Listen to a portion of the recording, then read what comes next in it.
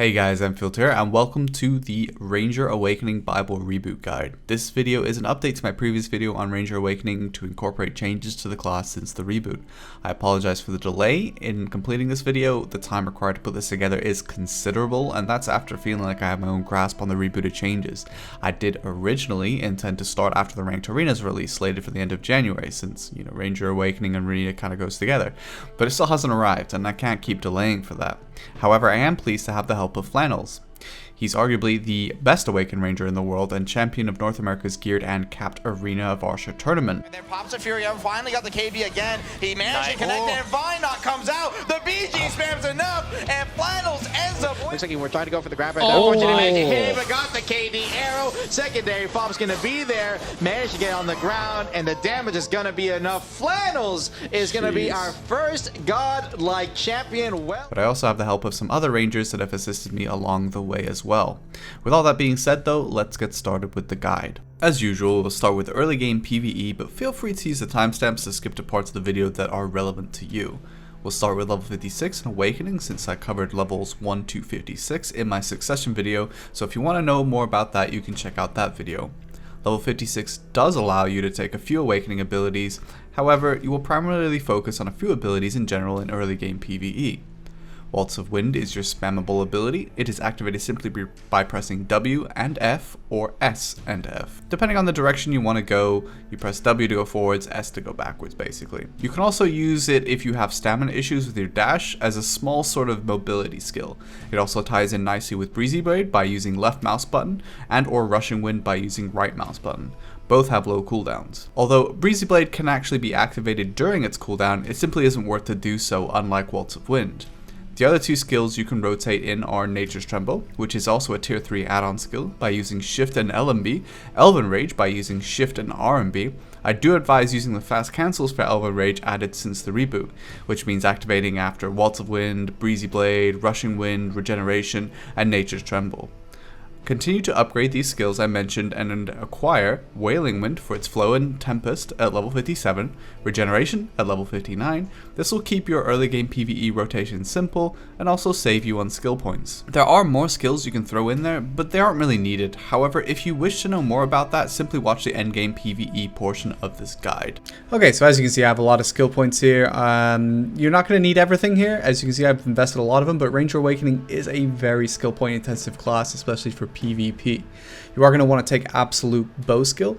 You don't need Pinpoint or Moving Shot. Absolute Razor Wind you are going to want to take eventually once you have enough skill points, because you might as well take it. Maybe you can use it a little bit in PvE. I don't use it as much as I used to since the reboot, but you can take it for that. But for the most reasons you're going to use it, you don't need Absolute Razor Wind. You do absolutely need Absolute Evasive Shot. Absolutely. You do need that. That's important for bow skill cancels. Then you're going to want to take Absolute Evasive Explosive Shot, and you want Flow Air Explosion, Evasive Landing Shot, Riding the Wind, and Twisting the Wind. All of these skills, however, are PvP oriented skills, so you want to take them for PvP. You don't need them for PvE. Absolute Evasive Shot you technically could take for PvE since it's a permanent PvE iframe. Something to keep in mind. You are going to want to take Absolute Charging Wind and Flow Bypassing Wind. Charging Wind, the extra damage, eventually you'll probably want to unlock. Bypassing Wind you absolutely need. It's a new mechanic associated with Charging the Wind. Instead of like sitting there and charging, basically, you when you release Charging Wind instantly, you're actually activating Bypassing Wind, which activates the effects of Charging Wind, which is a tier 3 add-on. That's why you want to take it. Mostly the tier 3 add-on though you're going to use primarily in PvE, not PvP. Absolute Extreme Charging Wind, you want to take that. That's Shotgun. Absolute Tearing Arrow, you do not need this for PvE, but for PvP you probably want to take it eventually due to the slows and things like that. Do you need it maximum unlocked?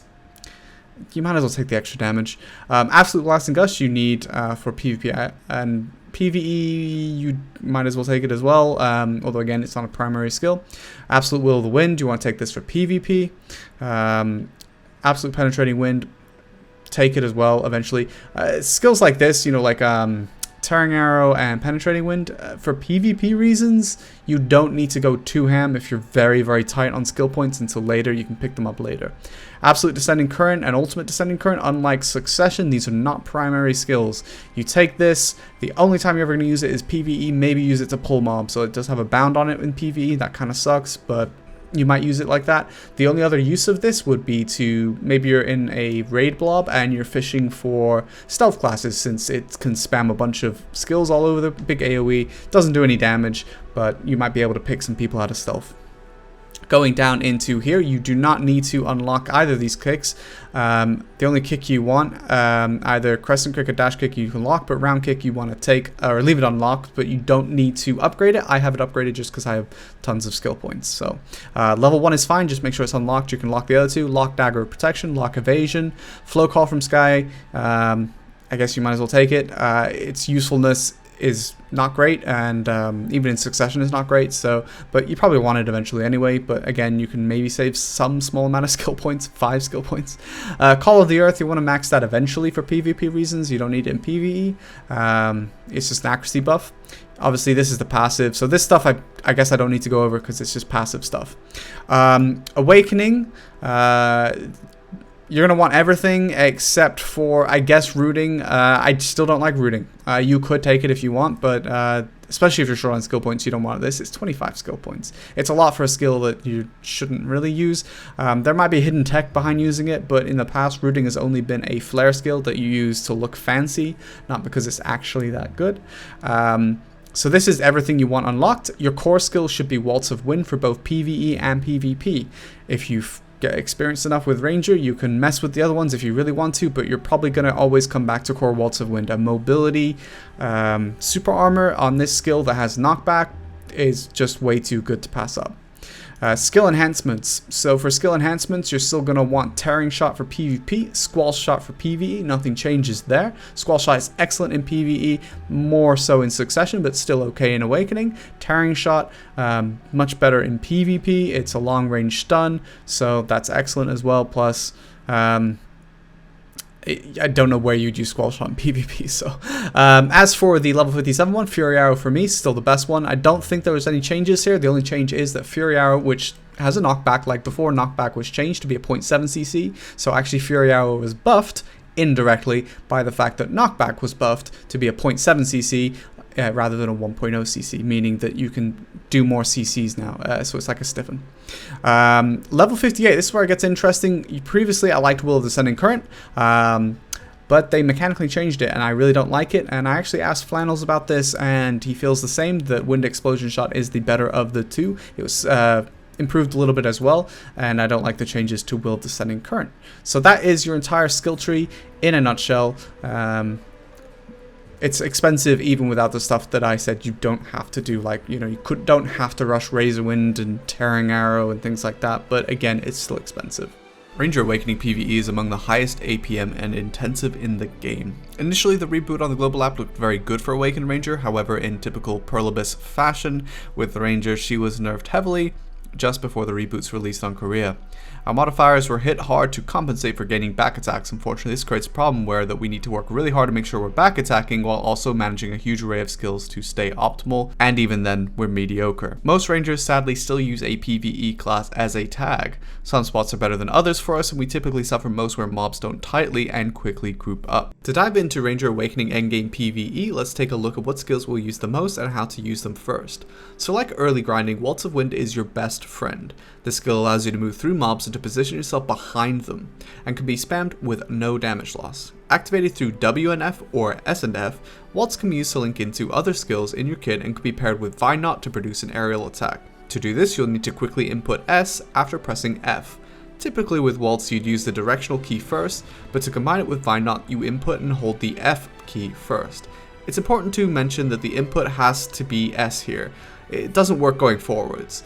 Vine Knot provides you with a 10% attack speed buff that can be combined with a skill add-on to give you a nice attack speed buff overall. Once you've got the hang of it, then you can practice inputting Shift while holding F. This will activate Wind Blade and immediately land you. After you've mastered that, you can move on to the next skill in the sequence, which is Nature's Tremble. This skill is your tier 3 add-on and applies a -20 DP debuff to enemies and activates quickly out of Wind Blade by inputting Shift and LMB. Finally, you can add Elven Rage with Shift and RMB after Nature's Tremble, one of the ways you can fast activate it. If you want, you can also add Disillusion, the flow for Elven Rage, as well by pressing left mouse button. This whole process takes about 1 to 2 seconds to apply, and this is only one such example of an order you can chain these skills. Importantly, you will want to make sure that you always use Wailing Wind early on a pack. This is due to the crit buff it applies to you, as well as the range DP debuff of 20 it applies to enemies. Wailing Wind is activated by pressing Q and can be spammed if you need to reapply the buff and debuff. Tempest is the flow from Wailing Wind and does have a hard cooldown. It is probably the most powerful skill in the kit and is a simple spacebar input after pressing Wailing Wind. If you use Wailing Wind early, and with the mobs in front of you, to apply said buffs and debuffs, do not burn Tempest right away. Instead, make sure you're in a position to back attack first. Remember, Wailing Wind can be used as much as you like, but Tempest has a hard 9-second cooldown. Another important ability is Regeneration. Regeneration is an ability activated through your hotbar. It has a unique mechanic that allows you to activate a second bomb hit while using Wailing Wind, Elven Rage, Nature's Tremble, Vine Knot, and Spirit's Haven. Regeneration also has, like Vine Knot, an attack speed buff of 10%. It has a hard cooldown of 12 seconds, but since Vine Knot has a 6-second hard cooldown, the 10-second at 10% attack speed buff they both apply is very easy to maintain. I recommend cancelling Regeneration with Spirit Haven, which is basically the only use of Spirit Haven I could find, and shout out to Flannels for that one. To activate Spirit Haven, press Shift and E. The skill does a laughable amount of damage, but it's comfortable sequence for both to cancel Regeneration quickly and to activate the Seed Bomb damage. Breezy Blade is a low cooldown small movement ability that can be activated via the hotbar or through pressing left mouse button after your dash or Waltz of Wind. Its damage is nothing crazy, but you should throw it in there as well as using its flow Rushing Wind by pressing right mouse button after. Rushing Wind damage is actually better, and although it has a hard cooldown unlike Breezy, it's only 4 seconds now, and you can use Rushing Wind with the same right mouse button input after Waltz of Wind or Vine Knot as well. Ranger Awakening abilities have many chains you can do, allowing for a high amount of flexibility depending on the situation and the cooldowns. It's what makes the class so fun, but also makes it so exhaustive in PvE. The bow skills are less useful than they have been in the past, but Squall Shot, the skill enhancement, is solid damage and a good opportunity to go into your bow form to activate Charging Wind for its tier 3 add-on. To do this, I personally activate Squall Shot from my hotbar, then press E to trigger Razor Wind, then Shift, LMB, and RMB. This will immediately release Penetrating Wind and Bypassing Wind, the latter of which activates the add-ons you can put onto Charging Wind. Then you can simply dash forward with W and right mouse button to go back in Awakening stance. So I've just thrown in some live PvE examples of Gyfin here because the mobs are quite tanky, so it can actually show a lot of the skills flowing together properly, and you can just sort of see how that looks, as well as also an example later in this little clip where you can see Evasive Explosive Shot activate as a full PvE iframe regardless of its cooldown or not. So that's pretty helpful, I suppose, to know, especially if you do get into trouble at endgame spots that are doing a lot of damage to you. But I'm not going to comment over the whole thing, so if you want to skip over, feel free to do so.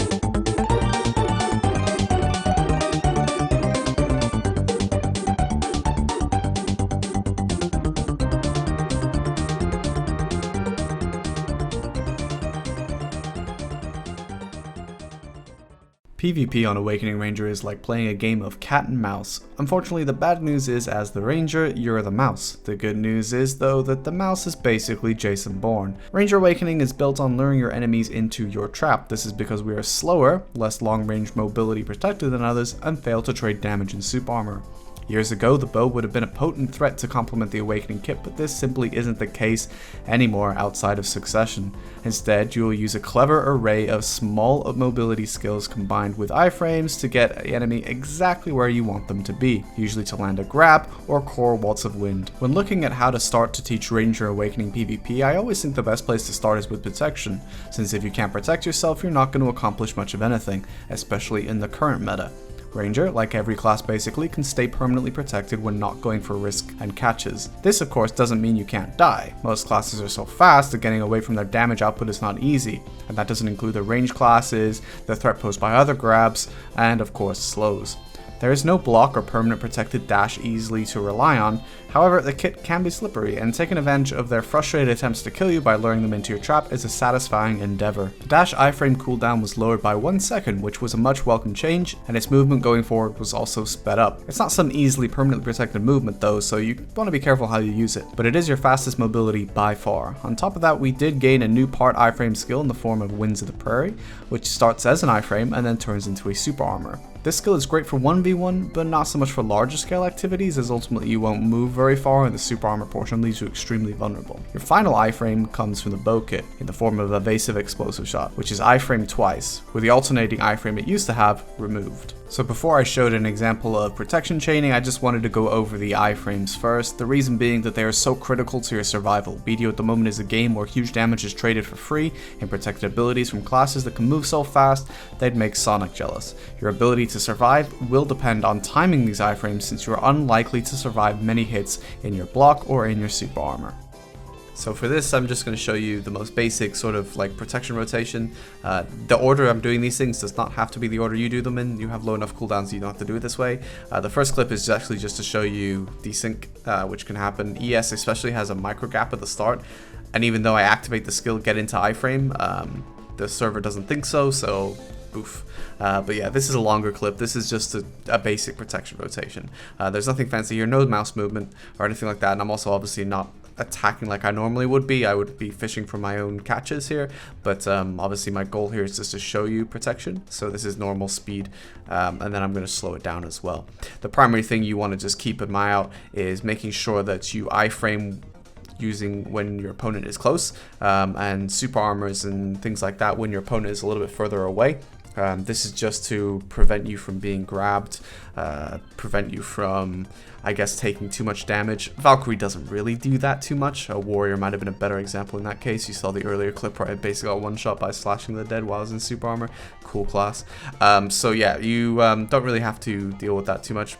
Waltz of Wind using there as an aggressive moving away skill. Usually I'd use core Waltz of Wind, which is the best core, by the way. We'll talk about that later, but Waltz of Wind there used aggressively. But yeah, it's pretty smooth now. You have enough protection that you really don't have to like do everything perfectly in terms of making sure you always use the right skills.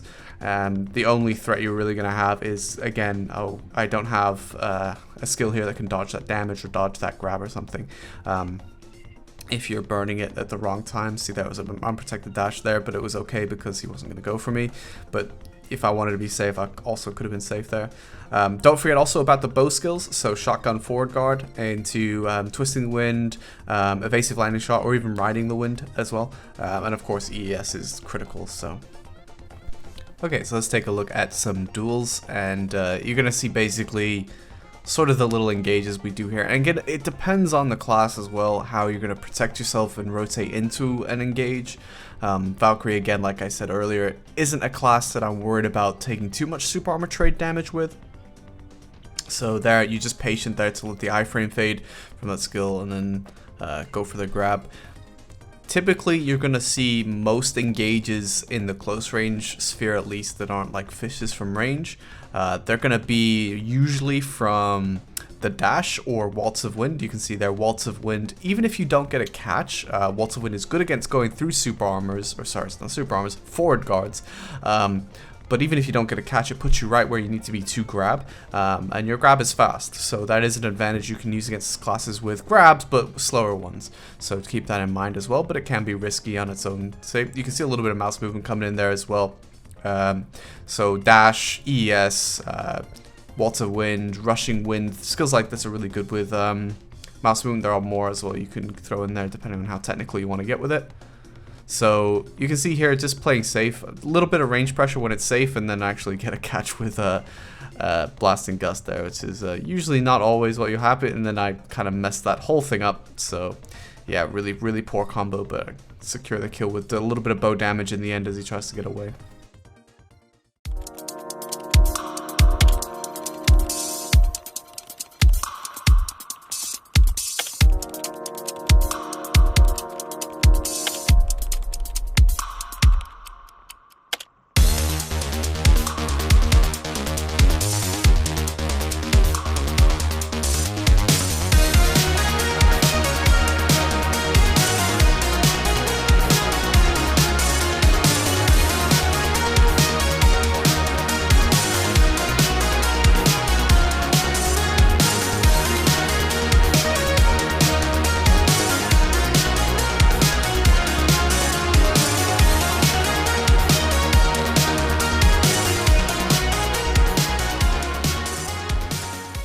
So I hope you guys enjoyed that little preview there of Flannels being an absolute beast. We're going to use some of the clips he sent me, and we're going to break them down in a more educational way and talk about what he's doing, why he's doing it, and go from there.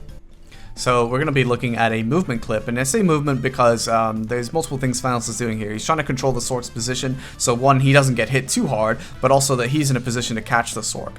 So you want to be moving around as much as possible. The more static and predictable your movement, the easier it is to simply catch you or do damage to you. Now he needs to evade Grim Reaper's Judgment, not get hit by that, because even if it doesn't get CC'd, it's going to hurt. You know, the crows as well, also damaging, and Sorks are constantly fishing for CC with a lot of protected iframes. So Flannels has a difficult job here. Anyone that's faced a Sork knows it's not easy to 1v1 a Sork. So we'll watch the same clip back, but this time we're going to watch it in half speed.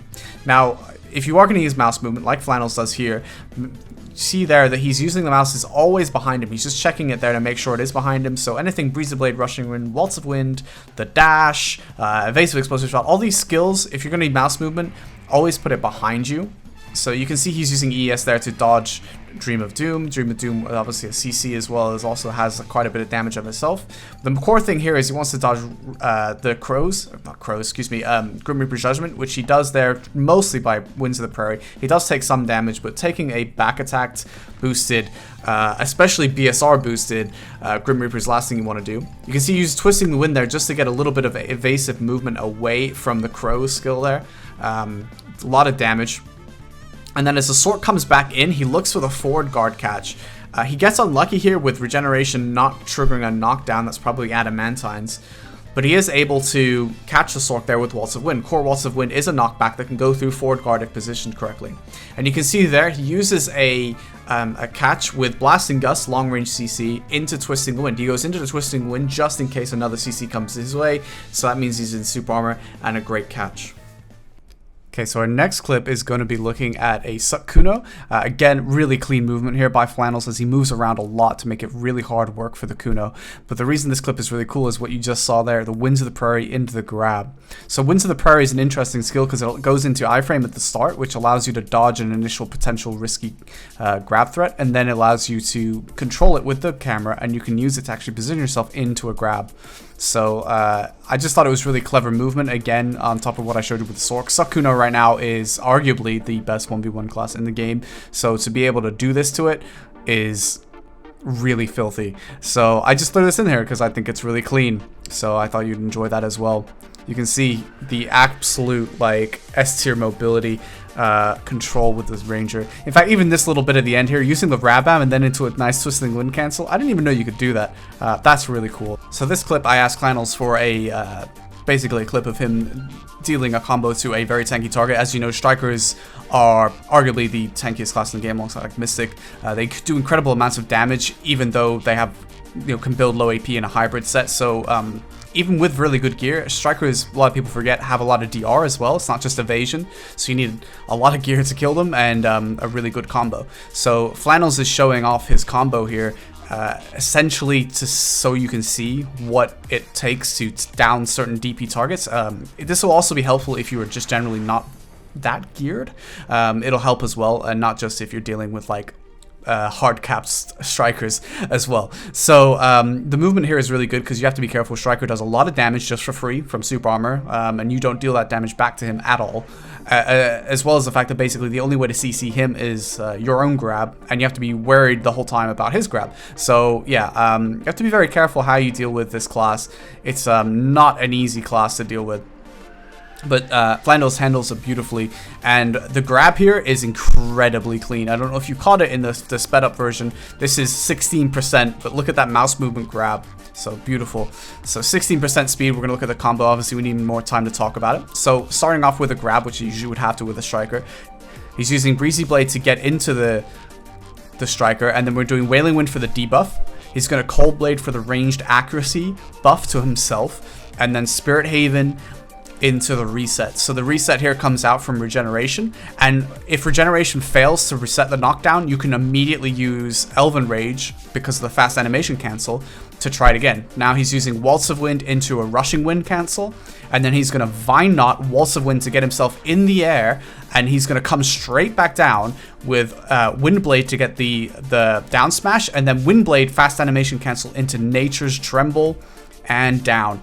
Absolutely gorgeous looking combo. You could do that slightly different order depending. Some people might choose to use Nature's Tremble early for the minus DP debuff, but again, it just shows the kind of like order you can do things, and the nice little down smash at the end there from Windblade as well.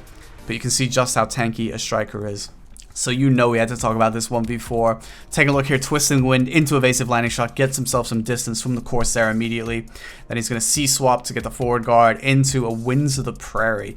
And the Winds of the Prairie here getting him some distance away from the Corsair and the Musa. They're beelining straight towards him. Look at the Musa trade damage into immediately. He dashes to get the iframe and away.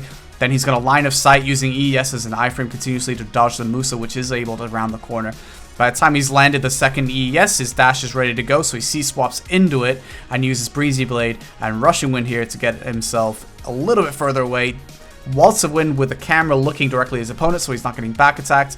He can freely dash here because no one's close enough. This is really clean. He uses Blasting Gust to send a knockdown, then Twisting the Wind to get into Super Armor. He catches the striker with that, gets a big grab on the Musa there, dashes to avoid the Corsair's damage. Wailing Wind with the forward guard comes up, and then you can see he uses regeneration there to get a knockdown while immediately canceling with Spirit Haven to get into a super armor. And that shotgun there is so cool. That's the forward guard from shotgun, as well as obviously just using the pure damage from shotgun to secure those kills there on those low HP targets. And now it's just a 1v1 with the striker. It's a little bit claustrophobic, so this is always going to be difficult for Ranger in this situation because claustrophobic areas are not really our forte. We like some space to work with. But this is Flannels we're talking about, so you can see the mouse movement coming out here just to make things difficult on the striker. And what's really cool here is actually the Winds of the Prairie movement again to get around. And then he gets the forward guard, CC catch with Waltz of Wind into a regeneration to knock him on the floor. He puts out the Elven Rage cancel as well, and then Tempest coming out after Wailing Wind's CC. The striker's beginning to recover here, but it's already too late. He's too low. Flannels immediately begins to get distance just in case things go wrong, but beautiful play there.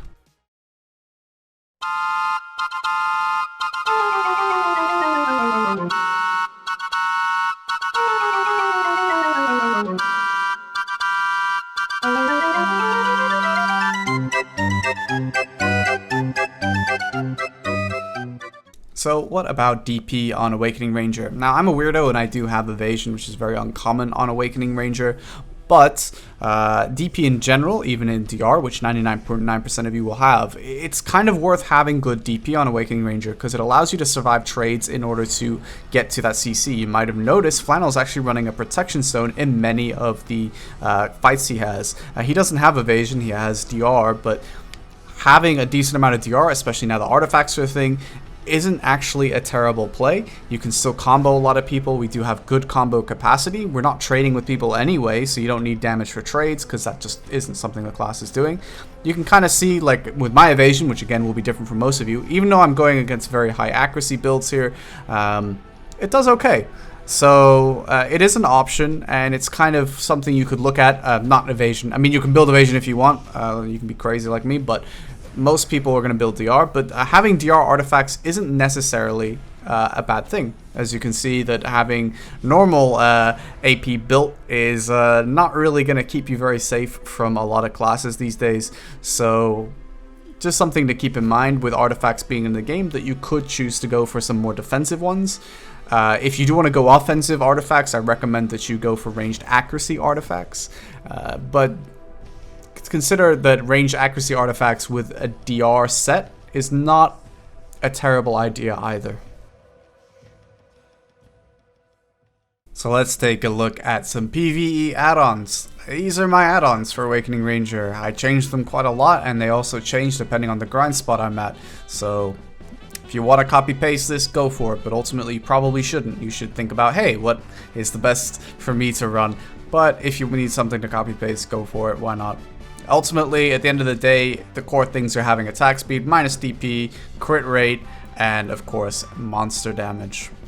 So these are some add-ons I put together. They're not my add-ons because my add-ons are tailored towards the fact that I build evasion. Most of you won't have that, so of course that's not helpful. I do recommend that you build your own add-ons once again, based on your build, your playstyle. You're going to want to run different things, how you like to combo people. Everything comes down to all those different factors, and I really think that it's better to do it that way. But if you really are stuck and you just want to copy paste something, you could try these, but I don't even know if they're going to be great, to be honest with you. It's the first time I built add-ons not built around evasion, so that about wraps up the video, guys. I hope that you found it helpful and that you enjoyed it. If you did, I'm going to say all the YouTube standard stuff, you know, hit that like and subscribe and the bell thing, you know, all that good stuff, comment. It does help the video out a lot, so more people can discover it as well, and also that you get more content. I do have some stuff coming up. So yeah, also come by my Twitch stream, you know, say hi. If you have any more questions, I had to cut quite a lot out of this video just to try and condense the time. So yeah, if you have any further questions, feel free to ask, and I love answering questions. So come by the Twitch stream and ask your question. You'll get a live answer. So yeah, thanks so much for watching, guys, and hopefully I'll catch you on the next video.